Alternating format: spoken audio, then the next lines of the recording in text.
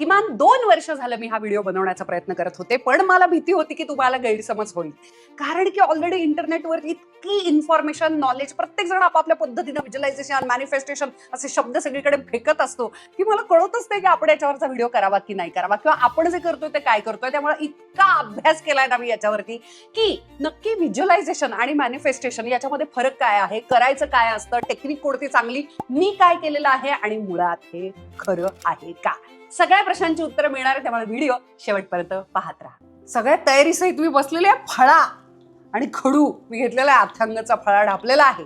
सगळ्यात महत्वाचं नंबर 1, आता सगळ्यात महत्वाची गोष्ट म्हणजे कर्म, ज्याला आपण ऍक्शन किंवा कृती असं म्हणतो. आता याचे प्रकार असतात. विचार, इच्छा, उच्चार, आचार. आपल्याला नेहमी असं वाटतं की कृती ही फक्त आणि फक्त उठून एखादी करायची असते ती, तर तसं नाहीये. विचार करणं, थिंकिंग, हे पण कर्म आहे, फक्त ते दिसत नाही. इच्छा कर्म आहे, पण ह्या सूक्ष्मातल्या ऍक्शन्स आहेत किंवा अव्यक्तातल्या ऍक्शन्स आहेत, डोळ्यांना दिसत नाहीत. परंतु उच्चार आणि आचार बोलल्यानंतर साऊंड ऐकू येतो, म्हणजेच काय, ज्या जाणवतात, दिसतात, तर ह्या फक्त दिसतात स्थूलामध्ये, व्यक्तामध्ये, आणि ह्या अव्यक्तात आहेत, दिसत नाहीत. म्हणून आपल्याला असं वाटतं की हे कर्मच नाही, कृतीच नाही, आणि म्हणून हे डिव्हिजन लोकांना समजत नाही. तर या थोड्याशा आपण असं समजूयात सूक्ष्म आहेत, आणि या स्थूलामध्ये आहेत, पण त्या आहेत शेवटी कृती. नंबर 2, व्हिज्युअलायझेशन आणि मॅनिफेस्टेशन. हे आपण लेमॅन सारखे कसेही कुठेही शब्द वापरतो, तर ते तसे वापरायचे नसतात, कारण दोन्हीचा अर्थ चक्क वेगवेगळा आहे. मॅनिफेस्टेशन याचाच अर्थ असा की एखादा विचार साकार होणे, तिची प्रोसेस आहे, प्रक्रिया जी आहे संपूर्ण, याला मॅनिफेस्ट मी केलं. एखादं स्वप्न, विचार, गोल जो काही असेल तो मी प्रत्यक्षात आणणं, अव्यक्तातली गोष्ट व्यक्तामध्ये आणणं, याला मॅनिफेस्टेशनची पूर्ण प्रवास प्रक्रिया असं म्हणतात. त्याच्यामध्ये भरपूर टेक्निक्स येतात वेगवेगळे. त्याच्यातली एक टेक्निक म्हणजे व्हिज्युअलायझेशन. व्हिज्युअल्सच्या आधारानं आपलं जे स्वप्न असेल किंवा आपला जो विचार असेल तो साकार करणं, याला व्हिज्युअलायझेशन टेक्निक म्हणतात. ती एक टेक्निक आहे मॅनिफेस्टेशन करण्याची. नंबर 3, मग आता मॅनिफेस्टेशन या प्रोसेसमध्ये कोणत्या कोणत्या टेक्निक्स आहेत सांगते. एक पहिली व्हिज्युअलायझेशन टेक्निक, त्याच्यामधून सुद्धा तुम्ही विचारांना आकार देऊ शकता. दुसरं म्हणजे विजन बोर्ड. खूप सारे लोक विजन बोर्ड तयार करतात, म्हणजे ऍक्च्युअल फिजिकल बोर्ड तयार करायचा, जो तुम्ही तुमच्या काय बेडरूम मध्ये लावू शकता, दर्शनी भागामध्ये, हॉलमध्ये वगैरे लावू शकता, ज्याच्यावरती तुमच्या आवडीचे कोट्स असू शकतात, इमेजेस असू शकतात, ती त्याच्यावरती चिटकवली जातात, आणि ते तुमचं काही महिन्यांचं किंवा वर्षांचं किंवा संपूर्ण आयुष्याचं सुद्धा स्वप्न किंवा गोल असू शकतात. त्याला विजन बोर्ड टेक्निक असं म्हणतात. तिसरी एक टेक्निक आहे अजून, ती म्हणजे ॲफर्मेशन्स. ॲफर्मेशन्स मधून सुद्धा लोक एखादा विचार, स्वप्न असेल ते स्वतः बरोबर सतत, शक्यतो आरशाच्या समोर किंवा शांतपणे बसून सुद्धा एखादा विचार घोळवण्यासाठी स्वतःशी बडबड करतात, बोलतात, आणि शक्यतो ते सकारात्मक बोल असतात, वाक्य असतात, आणि असे हे पॉझिटिव्ह अफर्मेशन्स आपण आपल्याला सांगत राहतो, आणि त्याच्यामधून आपण ते मूर्तरूपाला आणतो. Fake it till you make it. उदाहरणार्थ, आपल्याला एखाद्या जॉबवरती, एखाद्या पोस्टसाठी अजून कन्सिडर पण केलेलं नाहीये, पण आपल्याला तो मिळावा असं आपलं स्वप्न आहे. मग काय करायचं, जणू काही तो जॉब आपल्यालाच मिळालेला आहे अशा पद्धतीनं कपडे घालायचे, वागायचं, वावरायचं, पर्सनॅलिटी तशी अडॅप्ट करायची, आणि तसाच कॉन्फिडन्स पुश करत राहायचं जोपर्यंत आपलं मन एक्सेप्ट करत नाही की हे खरंच आहे, आणि मग ते मॅनिफेस्ट होतं, म्हणजे प्रत्यक्षात खरोखरीच ती पोस्ट त्या व्यक्तीला मिळते. अजून एक प्रकार म्हणजे विजन्स. म्हणजे लोक शांतपणे बसतात, ध्यानस्थ बसतात, तशा पद्धतीनं नॉईज कॅन्सल करण्याचा प्रयत्न करतात, म्हणजे आपल्या सगळ्या आजूबाजूचा आवाज शांत करण्याचा, आपल्या विचारांचं प्रदूषण कमी करण्याचा प्रयत्न करतात, श्वासाकडे लक्ष देतात. एकदा आपण शांत झालो आणि स्वतःशी जोडलो गेलो, तर मग आपल्यालाच आपल्या अंतर्मनाचा आवाज ऐकू यायला लागतो. आवाज म्हणजे आता प्रत्यक्षात आवाज म्हणजे आवाज नाहीये, तर इट्स अ फिलिंग. आपल्याला साधारण जाणवायला लागतं की काय उत्तर असावं. उदाहरणार्थ समजा स्पेशली कुठच्या तरी प्रचंड द्विधा मनस्थितीत तुम्ही असाल, आयुष्यातला खूप मोठा डिसिजन तुम्हाला घ्यायचा असेल, तेव्हा सुद्धा खूप सारे लोक अशा पद्धतीनं आपल्या सबकॉन्शियस माइंडचा कौल मिळावा आपल्याला, अशा पद्धतीनं स्वतःशी स्थिर बसतात. Number 4, reality is fluid. तूच आहेस तुझ्या जीवनाचा शिल्पकार. सद्गुरू वामनराव पैंनी म्हणून दाखवलेला आहे. आधीच तुमची परिस्थिती बदलू शकता, ही कॉन्सेप्ट आधी लक्षात घ्या. मी त्याचं कारणापाशी येते आता. परिस्थिती आणि मनस्थिती असते, बरोबर. परत एकदा, परिस्थिती उपभोगायला मिळते, दिसते, स्थूल स्वरूपात बाह्य जगामध्ये असते, बरोबर. मनस्थिती म्हणजे मनाची स्थिती ही दिसत नाही पण अनुभवायला मिळते, बरोबर. म्हणजेच काय, पुन्हा एकदा इथे दोन्ही बाजूला स्थिती आहे आणि दोन्ही एकमेकांच्या वरती परिणाम करतायत. लक्षात आलंय तुमच्या? आता सद्गुरू वामनराव पैंचा एक कमाल थॉट आहे, तो म्हणजे मनस्थिती बदला, परिस्थिती बदलेल. मी आज तुमच्या समोर इथे शूटिंगला बसलीये, बरोबर. मी कशी आले हो इथे? कोणी आणलं मला इथे शूटिंगला? तुम्ही म्हणाल लांब असेल तर गाडीनं आली असशील, पब्लिक ट्रान्सपोर्टेशननं आली असशील, किंवा फारच जवळ असेल तर चालत आली असशील, तुझ्या पायांनी आलीस. हा काय प्रश्न झाला? मला कोणी आणलंय सांगू? माझ्या विचारांनी इथे आणलेला आहे. म्हणजे मी काय ऍक्शन केली आधी, thinking, I had a thought की आज शूट करूयात, या विषयावरती शूट करूयात, आणि मग पुढच्या ऍक्शन्स होत गेल्या. मला इच्छा झाली की याच विषयावरती करूया, त्याचं चिंतन झालं, लेखन झालं, आणि मग आज मी तुमच्यासमोर ऍक्च्युअली बडबड करते, आवरून तयार होऊन आले. कर्म, ऍक्च्युअल कृती, ही शूटिंगची प्रोसेस सुरू झालेली आहे. म्हणजे हे सगळे कर्मामध्ये जर येत असतील तर कोणती पण ऍक्शन एकमेकांवरती परिणाम करणारच ना. तुम्ही जे जे काही करताय तसेच तुमचे विचार येतात, तुम्ही जे जे काही विचार करताय तसेच तुम्ही वागायला पण लागता. हे सगळे एकमेकांवरती परिणाम करतात. या सगळ्यांमध्ये ताकद आहे. उलट विचार आणि इच्छा सूक्ष्म स्वरूपात आहेत, अव्यक्तात आहेत, म्हणून ते जास्त परिणामकारक असतात, कारण विचार हा ईश्वर आहे.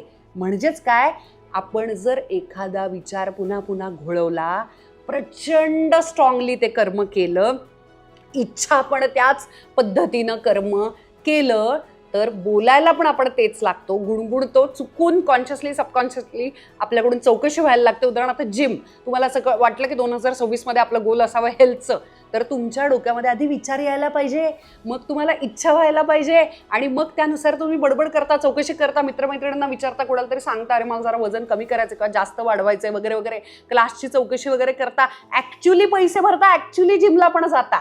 लोकांना काय वाटतं की ऍक्च्युली डायरेक्ट जिमला जाणं एवढंच कृती आहे. नाही, जिमला तिथे येऊन दररोज सातत्यानं व्यायाम करण्यासाठी आधी तो विचार यावा लागतो. म्हणून विचारही तेवढाच महत्वाचा आहे. म्हणून मॅनिफेस्टेशन काम करतं.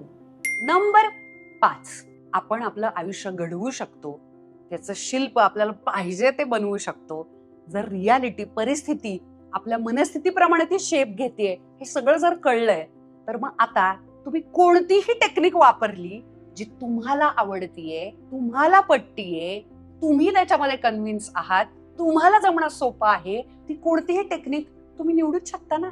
मी तुम्हाला माझंच उदाहरण सांगते.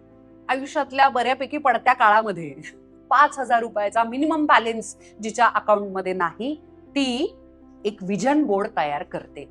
त्या विजन बोर्डवरती स्वतःच्या घरामधल्या बाल्कनीमध्ये कैक कुंड्या असतील. त्याच्यानंतर त्याच विजन बोर्डवरती डायरेक्ट आयफेल टॉवर, अशा सगळ्या गोष्टींची चित्र मॅगझिन्स कात्रणं कापून चिटकवते आणि दररोज उठून बघते. दररोज आधी माझी नजर त्याच्यावरती पडायची. त्या चित्राकडे बघून, त्या परिस्थितीकडे बघून, ते जे व्हिज्युअल्स आहेत, दृश्य आहेत, त्या दृश्यातून माझ्या डोक्यामध्ये विचार यायचा, जायला मिळालं तर किती भारी होईल, किती छान आहे, असं जर टेरेस असेल जिथे असंख्य कुंड्या असतील, तर याचा अर्थ घरच किती मोठं असेल, किती सुंदर वाटत असेल त्या घरामध्ये, म्हणजे आर्थिक परिस्थिती पण उत्तम असणार ना. हे सगळं खरं झालं. मला एका झाडाला पाणी घालण्यासाठी सुद्धा सुचायचं नाही. अशा लेवलच्या प्रोकॅस्टिनेशन, लेझीनेस मधून मी आलेले आहे. माझ्या घरामध्ये 2 कुंड्यांना सुद्धा ठेवायला जागा नव्हती. अशा छोट्याशा घरामध्ये, मी त्याच्याविषयी पण कृतज्ञच आहे, पण खरंच ते तेवढं छोटंसं घर होतं. तिथून या सगळ्या युट्यूब कंपनी काय जे स्वतःचं सुरू केलंय एवढीस याची सुरुवात झाली. आणि आज नुसतं टेरेस नाही आलं, भली मोठी बाल्कनी नाही आली, त्याच्यावरती असंख्य कुंड्या आल्या आणि त्या सगळ्या कुंड्या आणि ती सगळी झाडं रोपं त्या सगळ्याची किंमत लाखोंमध्ये गेली. हो, रोपं आता तेवढी महाग झाली आहेत की त्याच्यासाठी प्रोफेशनल माळी ठेवावं लागतोय आता, अशी आर्थिक परिस्थिती आली. आणि एवढंच नाही तर ऍक्च्युली आयुष्यामध्ये जेव्हा पहिली इंटरनॅशनल ट्रिप झाली माझ्या आणि सुकीर्तची, पण ती पहिलं विमान मुंबईमधून निघालं, ते लँड झालं पॅरिसमध्ये आणि आम्ही राहिलो आयफेल टॉवरच्या एक्झॅक्ट समोरच्या बिल्डिंगच्या फ्लॅटमध्ये. का? कारण की मी कर्म केलं. याच्यामध्ये काही जादू नाही आहे. विचारांचं आणि मनाचं शास्त्र आहे. हे सगळे ऍक्शन्स आहेत. हे सतत सतत करावं लागतं, तेव्हा हे होणार आहे. आणि ह्याला हेच लीड करणार आहे. पुढे जाण्याच्या आधी जर तुम्हाला असा विषय आवडत असेल तर मला याचे आणखी व्हिडिओज घेऊन यायला प्रचंड आवडेल. तुमच्या शंका कमेंट्समध्ये लिहायला अजिबात विसरू नका. आता मी अफर्मेशन कसं केलं? विश्व प्रार्थना हे सगळ्यात मोठं अफर्मेशन आहे. आपल्याला जे हवंय ते सगळ्यांना जेव्हा मागायचं आहे, तेव्हा स्वतःला काहीतरी मागताना जी शंका येते ती शंका गळूनच पडते ना. मला इतरांना मागायचे ऐश्वर, भरपूर पैसे मिळू देत, सगळ्यांना मिळू दे, सगळ्यांमध्ये मी आहेच, भलं कर, कल्याण कर, रक्षण कर, सुख मिळू दे सगळ्यांना, त्याच्यात मला मिळणारच आहे ना. सगळ्यात महत्वाची युनिव्हर्सल प्रेयर, तुम्हाला तुमच्या आवडीच्या कोणत्याही देवाला, संताला, कोणालाही तुम्ही जो भक्तिभाव आहे तुमचा त्याच्या स्मरणामध्ये सगळ्यांच्यासाठीचं मागणं हे सगळ्यात कमाल मागणं आहे. खूप लोक सकाळी सकाळी उठल्या उठल्या आरशासमोर स्वतःशी बोलतात. हे मी करते. I know this sounds really funny.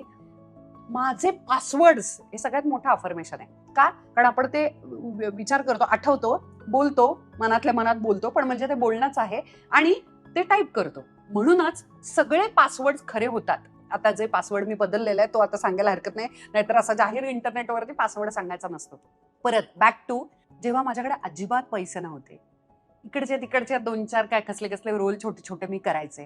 चांगली चांगली कामं, चांगले चित्रपट, चांगली माणसं, फारशी काही वाटायला येत नव्हती. त्या काळामध्ये मी माझ्या सगळ्या छोट्या छोट्या गोष्टी, म्हणजे मोबाईलचा पासवर्ड असेल, जीमेलचा पासवर्ड असेल, सगळ्याचा पासवर्ड काय ठेवलेला? Girl boss. एक वेब सिरीज होती गर्ल बॉस नावाची आणि त्याच्यामध्ये तो शब्द मला खूप आवडला.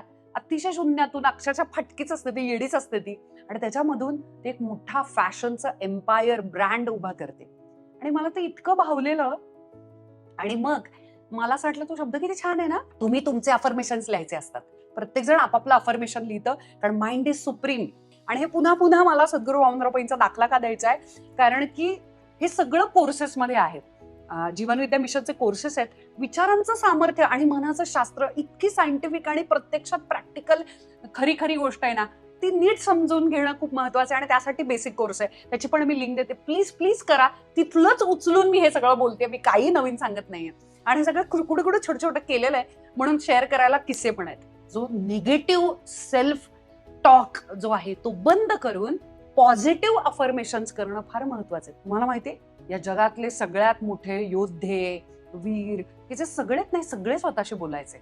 असं म्हणतात की छत्रपती शिवाजी महाराज सुद्धा स्वतःशी बोलायचे आणि देवीच्या समोर बसायचे, पूजा करायचे. या सगळ्यामध्ये युद्धावरती लढायला जाण्याच्या आधी बळ द्या म्हणून मागायचे. स्वराज्य हे राज्य व्हावं श्रींची इच्छा. एक प्रकारचं अफर्मेशन येते, सांगणं येते की आपली जबाबदारी ही, आपण नाही लढणार, आपण नाही करणार तर कोण करणार आहे, हे असं आपणही बोलायला पाहिजे. या सगळ्या थोरा मोठ्यांकडून आपण हा गुण घ्यायलाच पाहिजे. आपल्या आपल्या ठिकाणी, आपल्या आपल्या आयुष्यात छोटे खानी आपण हे नक्की करू शकतो. असं हे टेक्निक अफर्मेशन. नंबर 7, अजून एक मॅनिफेस्टेशनचा प्रकार म्हणजे fake it till you make it. म्हणजे काय? आधी खोडं करा, नंतर तुमचा विश्वास बसेल त्याच्यावरती आणि मग तुम्ही खरे कराल. आता याच्यामध्ये खूप सारे तोटे पण आहेत आणि खूप सारे फायदे पण आहेत. तोटे म्हणजे खोटं खूप काळ पुश नाही करतायत आणि ते शेवटी अवडंबरच आहे ना, एक प्रकारचं बेरिंग घेतल्यासारखंच आहे ना ते. तर छोट्या प्रसंगांना, छोट्याशा कुठल्या तरी एखाद्या कार्यक्रमाच्या ठिकाणी तुम्हाला एखाद्या परिस्थितीतून एक थोडासा आत्मविश्वास गरजेचा आहे, तर छोटे खानी त्याचा उपयोग होऊ शकतो.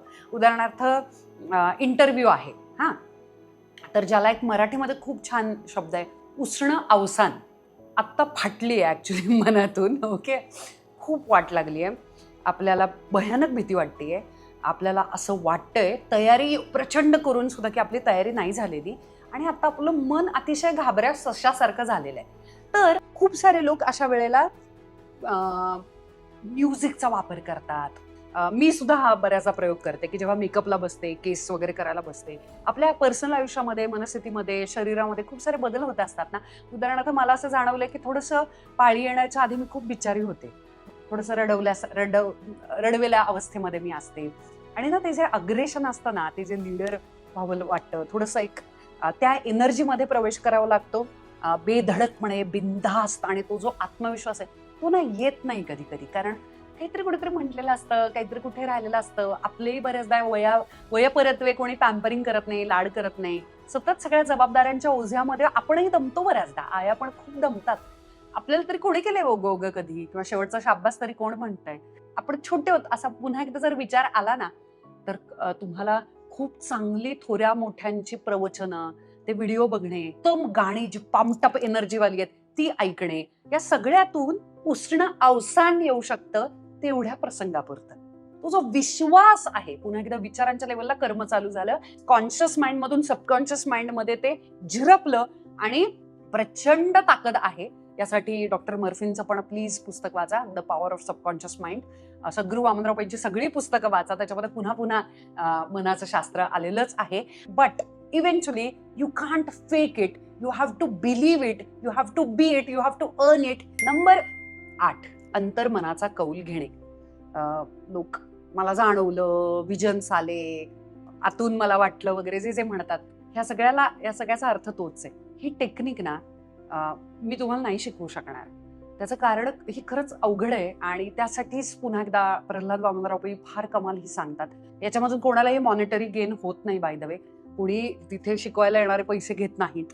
हे काहीच पेड नाहीये, मला याचे पैसे मिळणार नाहीयेत, कोणीही नाही. हे सगळं ना आयुष्य जगण्याचं ज्ञान आहे, नॉलेज, आणि तुम्ही घ्यावं असं मला वाटतं. शांतपणे बसून स्वतःच्या मनाचा इतर जो नॉईज आहे, गडबड आहे, विचारांचं जे प्रदूषण आहे, बहिर्मनाला थोडंसं शांत करून अंतर्मनाचा आवाज ऐकणे, हे ना त्या वेळेला पण व्हावं लागतं. म्हणजे उदाहरणार्थ झोपताना किंवा उठल्या सकाळी आधी तुम्हाला प्रार्थनेनं मन शांत करायला पाहिजे.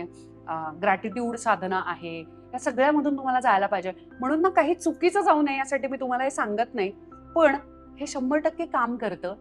त्याचं कारणच असं पुन्हा एकदा की एखादा त्रिकोण जर बघितला तर त्याचा टोक फक्त कॉन्शियस माइंड आहे, जे आपल्याला माझ्या मनात असा विचार आला वगैरे वगैरे, जे बाहेरच्या परिस्थितीवरती जोडलं गेलेलं आहे. म्हणजे जे रिॲक्ट करतं, रिस्पॉन्ड करतं वगैरे वगैरे, अशा कोणत्या गोष्टी ज्या अंतर्मन करतं. तर त्या म्हणजे एखादी गोष्ट पुन्हा पुन्हा करून जे अंतर्मनात जाते ती. उदाहरणार्थ शास्त्रीय संगीत, सुरुवातीला प्रचंड त्रास होणार पेटी शिकताना, कॉन्शियसली शिकावं लागणार. कॉन्शियस माइंड तिथे काम करते, बहिर्मन कृतिशीलरित्या ऍक्टिव्ह आहे.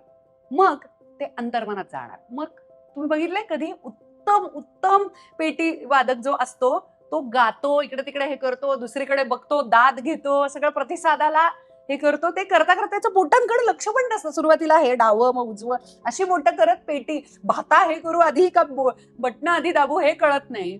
हे कॉन्शियस माइंड. पण एकदा कॉन्शियस माइंड मधून करून करून करून अंतर्मनात जातं तेव्हा आपोआप बोटं चालायला लागतात. हे सगळं कॉन्शियस माइंडनं पुन्हा पुन्हा करून सबकॉन्शियस माइंड मध्ये जातं आणि मग सबकॉन्शियस माइंडच हे सगळं करत असतं. बहिर्मन हे बाह्य जगाशी जोडलेलं असतं, अंतर्मन हे बहिर्मनाशी पण जोडलेलं असतं आणि आतल्या ईश्वरी शक्तीशी पण जोडलेलं असतं. कळलं? बहिर्मनाचा नॉईज बडबड जरा कमी केली आणि बाहेरचं पण डोळे बंद केले, शांत झालात, तर अंतर्मनाला ऍक्च्युअली माहिती असतं की मुळात हे स्वप्न परसिव्ह करायचे की नाही, मुळात या मुलाशी आपल्याला लग्न करायचे की नाही, मुळात आपलं याच्यात भलं आहे की नाही, हा कौल देण्याचंच काम सबकॉन्शियस माइंड करतं.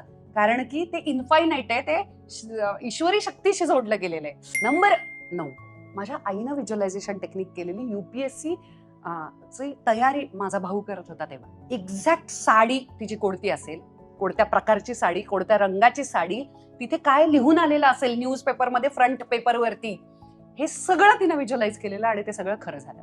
बेसिक कोर्समध्ये जीवनविद्या मिशनच्या मनाचं शास्त्र, विचारांचं सामर्थ्य या विषयामध्ये व्हिज्युअलायझेशन टेक्निक शिकवलं जातं. मला विश्वास नाही बसणार, कंटिन्युअसली राडा आवाज सगळं दुखत असायचं. औषधं गोळ्या घेऊन मी सेटवरती बसलेली असायचे. तेव्हा मला जेव्हा डोळे बंद करायचे तेव्हा मला वाळूचा स्पर्श सुद्धा जाणवायचा, समुद्राचा आवाज ऐकू यायचा.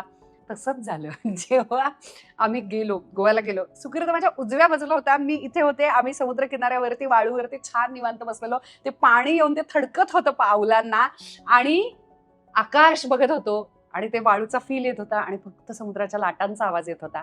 आणि त्याच्यानंतर असं ठरवलं युट्यूब चॅनल काढायचं. तुम्हाला जेव्हा तुमचं गोल म्हणजे तुमचा विचार, इच्छा, तुम्हाला नक्की काय पाहिजे हे जेव्हा क्लिअर असतं तेव्हाच व्हिज्युअलायझेशन टेक्निक वापरायला पाहिजे बरं का. उदाहरणार्थ आता काय करायचंय, फायनल मुमेंट्स चे व्हिज्युअल्स आता रियालिटीमध्ये, वर्तमानामध्ये जे होणार आहे, जे होणार आहे ते कसं दिसणार आहे याचं सतत चिंतन करणे म्हणजे व्हिज्युअलायझेशन टेक्निक. आता 2-3 गोष्टी लक्षात ठेवायच्या. व्हिज्युअल्स बदलायचे नाहीत, व्हिज्युअल्स स्पेसिफिक असले पाहिजेत.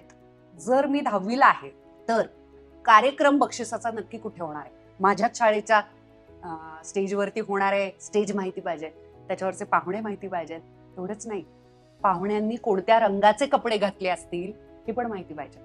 तुम्ही कोणत्या रंगाचे कपडे घातले असतील, तुम्ही तिथे जाऊन साधारण काय बोलाल, ते चित्र कसं असेल आणि हे सगळं होताना तुम्हाला आतून काय वाटेल, हे सगळं आत्ता वर्तमानात वाटलं पाहिजे. त्यासाठी बेसिकली तुम्ही कन्व्हिन्स असला पाहिजे. या सगळ्या मॅनिफेस्टेशन म्हणजेच पुन्हा एकदा विचारांना मूर्त रूपामध्ये साकार करण्यासाठीच्या पद्धती आहेत. नंबर 10. मग तुम्ही कोणती टेक्निक वापरायची यावर्षी? तुम्हाला ज्या टेक्निकवरती सगळ्यात जास्त कन्व्हिक्शन आहे, बिलीफ कलेक्टिव्हली तुम्हाला करायचं असेल तर विजन बोर्ड खूप छान आहे. म्हणजे फक्त तुमच्या एकट्याचं पण विजन बोर्ड असू शकतं किंवा तुमच्या पार्टनर बरोबरचं पण विजन बोर्ड असू शकतं. आपल्या मोबाईलमध्ये पण विजन बोर्ड तयार करता येतं. असं नाही की तुम्हाला बेडरूम मध्ये मोठ्याच्या मोठं लावलंच, कारण काहींना ते फेक वाटू शकतं ना, सुपरफिशियल. मॅगझिन मधलं कटआउट मी कापलं आणि ते चित्र उगाच सुंदर आहे म्हणून मी लावलं, पण त्या चित्रावरती माझा विश्वासच नसेल तर असं नाही. ती चित्र माझ्याच मनातून यायला हवीत ना. आणि द्विधा म्हणजे शंका आली की पूर्ण होत नाही. एक लक्षात ठेवायचं, मला आणि सुकीर्तला कसं बाळ हवंय, मुलगा असू दे मुलगी असू दे, बाळ काय सगळे सेम दिसतात, त्या सारखे चिडचिड डोळ्यांची गुबगुबीत. आम्ही ना आमच्या मोबाईलचा स्क्रीन सेव्हर किंवा शटडाऊन केल्यानंतर जो वॉलपेपर असतो तो बाळाचा ठेवलेला. मी पण आणि सुकीर्तनं पण. लक्षात घ्या, कोणालाही सांगितलेलं नाहीये की आता आम्ही बाळ होण्यासाठी प्रयत्न करतोय, कन्सीव्ह होण्यासाठीचे प्रयत्न करतोय, कोणालाही माहित नाहीये. मी तुम्हाला शपथ सांगते, सद्गुरू शपथ सांगते, मी तुम्हाला काहीच, मी तुमच्यावर का खोटं बोलेन, या गोष्टी कशाला खोटं बोलायच्यात. अथांग जेव्हा जन्माला आला एक्झॅक्ट बाळासारखा दिसत होता. मग हे दृष्टीस पडणं, विजन बोर्ड जेव्हा 2 व्यक्ती आहे, अख्खं कुटुंब आहे, तुमच्या मित्रमैत्रिणींचा ग्रुप असेल तर खूप छान काम करतात. दुसरं अफर्मेशन. मी आणि माझी मैत्रीण 2-3 जणी आम्ही सारखे बोलायचो की चायला परदेशात इंटरनॅशनल ट्रिप असेल, क्रूज वरती बसलेलो असू आणि एक पेय असेल आणि त्याच्यावरती निळ्या रंगाची छत्री लावली असेल आणि त्या रिलॅक्स जो असतो ना सन बाथवाला बेड, त्याच्यावरती आपण झोपलेलो असं सिप करत असू. बघा आता वाट लागली आहे, पोरं बाळ लहान आहेत, ट्रिपांना इथल्या इथे छोटासा सुंदर जवळचा आपला कोकण पण करता येईना अशी अवस्था, पैसे नाहीये आणि कदाचित तुम्ही हा व्हिडिओ बघत असाल तोपर्यंत कुणाचंही ठरलं नव्हतं कुठल्या देशात जायचे. ट्रिपच वेगळी आहे. तिथे चक्क न्यू इयरच्या दरम्यान क्रूज बुक झाली. त्या क्रूज वरती आता आम्ही जाणार आहोत. अजूनही हा व्हिडिओ रिलीज होतोय तोपर्यंत ही ट्रिप झालेली नाहीये. मी तुम्हाला लिहून देते तिथे तो ज्यूस असणार आणि त्याच्यावरती निळी छत्री असणार, कारण आतापर्यंतच पूर्ण झालं आणि आम्ही नुसते फोनवर बोलतो. तुला कळतंय आपण काही वर्षांपूर्वी हे बोललेलं आणि हे एक्झॅक्ट होतंय. असं ग्रुपमध्ये कलेक्टिव्ह एनर्जीनं तुम्ही त्याच्यावरती विश्वास ठेवू शकता आणि ते साकार होऊ शकतं.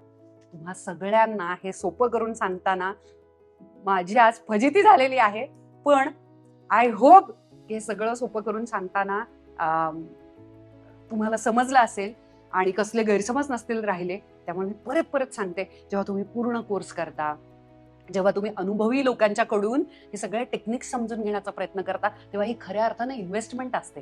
कर्जतच्या जवळ एक ज्ञानपीठ आहे, तिथे पण कोर्सेस चालतात, ऑनलाईन पण कोर्सेस असतात, एका दिवसाचा स्पिरिच्युअल विजडम पण कोर्स आहे. आणि याच्यामध्ये परमार्थाचा, कुठच्या तरी एका जातीचा, धर्माचा काही संबंध नाहीये. तुम्ही कुठल्याही वेगळ्या गुरूंचे, सद्गुरूंचे, संतांचे, देवाचे, कुणाचेही तुम्ही भक्त असू देत, ह्या टेक्निक्स शिकणं, आपल्या विचारांचं सामर्थ्य, आपलाच मन कसं सुपर कॉम्प्युटर आहे हे कळून घेणं, यासाठी हा 1 दिवस 2 दिवस आपल्याला नक्कीच काढता येतील. सगळ्याच्या गोष्टी डिटेल्स दिलेल्या आहेतच. आत्तापर्यंत हयातीत इतकं कमाल वर्ष गेलं नाही, इतकं 2026 आपल्याला जाईल. आणि इथून पुढची सगळी वर्ष आणि सगळं आयुष्य सुख, समाधान, शांती, आरोग्य, ऐश्वर सगळ्याच जाईल आणि सगळ्यांना जाईल. म्हणून नक्की खरं होईल. शेवटपर्यंत व्हिडिओ पाहिला त्याबद्दल थँक्यू. I love you.